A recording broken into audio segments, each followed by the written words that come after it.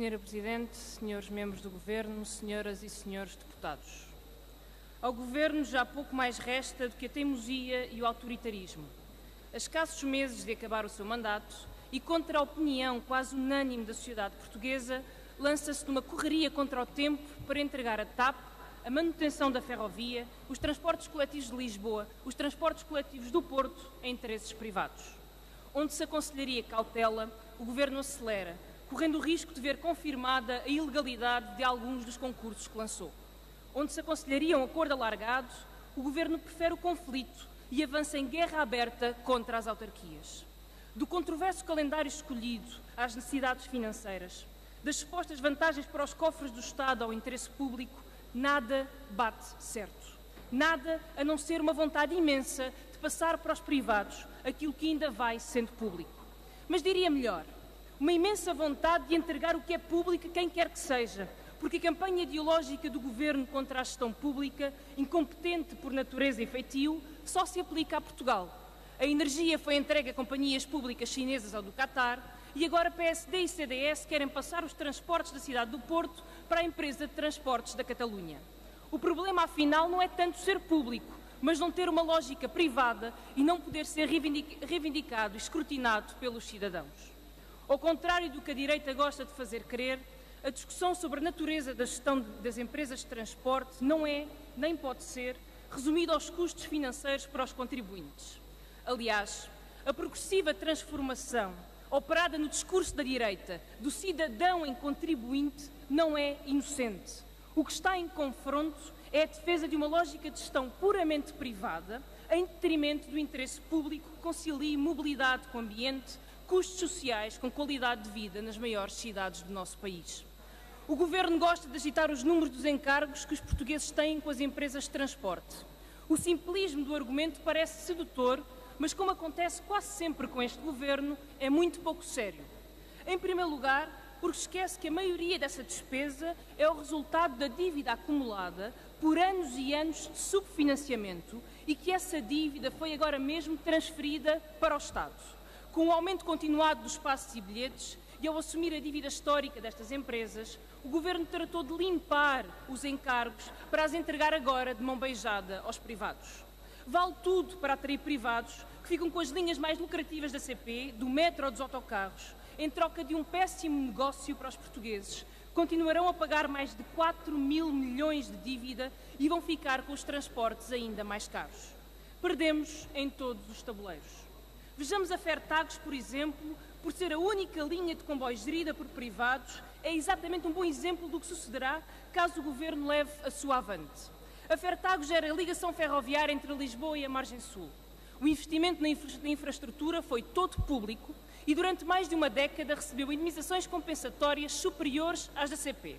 Pois bem, mesmo depois dos brutais aumentos dos transportes públicos, o preço por quilómetro continua a ser entre 20% a 40% mais caro neste operador privado.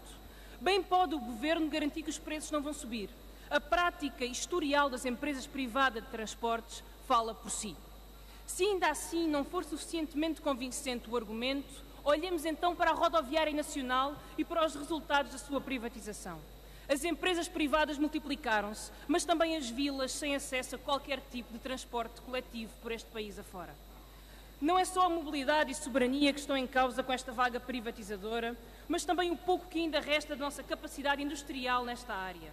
Que sentido faz importar serviços de manutenção de ferrovia, ao mesmo tempo que se desmantela a AMF e se desperdiça o conhecimento único e insubstituível dos seus trabalhadores? Que sentido faz abdicar de ter uma empresa ferroviária de carga, ao mesmo tempo que se fala na prioridade das exportações?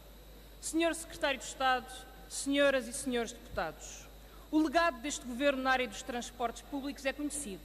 Menor oferta, tempos de espera cada vez mais dilatados, preços sempre a subir e, como consequência, número de passageiros transportados em queda livre.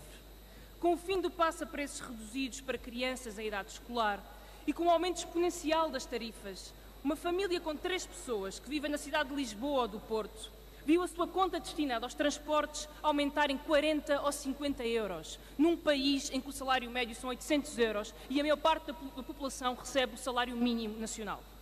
Se esta família viver na periferia, então o aumento do preço dos transportes pode chegar aos 100 euros por mês. Não surpreende por isso que os transportes urbanos tenham perdido 120 milhões de passageiros nos anos deste governo. A redução da mobilidade nos transportes também tem custos, Sr. Secretário de Estado. No tráfego infernal das cidades, nas horas que se perdem em filas, na poluição crescente, na produtividade que se perde na economia, na exclusão de cidadãos do direito à mobilidade. A pergunta, por isso, não é quanto nos custam as empresas públicas de transporte e se nos podemos dar ao luxo de as suportar, mas quanto nos custará a todos privatizá-las e se nos podemos dar a esse luxo. Não podemos. A mesma lógica privada, esquecendo a importância que a Companhia de Bandeira tem na própria definição da soberania do país, tem sido seguida na TAP. A mesma confusão no segundo processo de privatização, aqui com a novidade de ser a primeira privatização de PSD e CDS, onde José Luís Arnaud não entra ao barulho. Mas a mesma pressa em avançar a todo custo antes das eleições traçarem o futuro deste desgoverno. Repetimos 1000 vezes e quantas mais forem necessárias. A TAP fala a nossa língua. Junto ao continente às ilhas, o país aos seus imigrantes, resgata portugueses em risco em qualquer canto do mundo. E isto acontece porque é uma empresa nacional de capitais públicos. Todos estes serviços estarão sim em causa com a sua privatização. Que interesses manterão os capitais, sabe-se lá de onde, na ligação da TAP ao seu país? E se nos atirarem e vão atirar com as garantias do caderno de encargos, respondemos com o aumento de 33% nas tarifas aéreas da ANA, ou com os créditos ao consumo impingidos pelo CTT, que em 2 anos já deram 125 milhões de dividendos aos seus donos privados, entre os quais o JP Morgan. É esta a história das privatizações neste país. Antes da privatização, o Governo despede funcionários, aumenta preços, limita a qualidade do serviço para tornar a empresa mais vendável e atrativa para o capital privado. Depois da privatização, os privados despedem novamente funcionários, aumentam ainda mais os preços e limitam ainda mais a qualidade para aumentar os seus lucros. Perdemos 2 vezes. Perdemos nos impostos que pagamos e perdemos nos preços mais altos dos transportes com pior qualidade.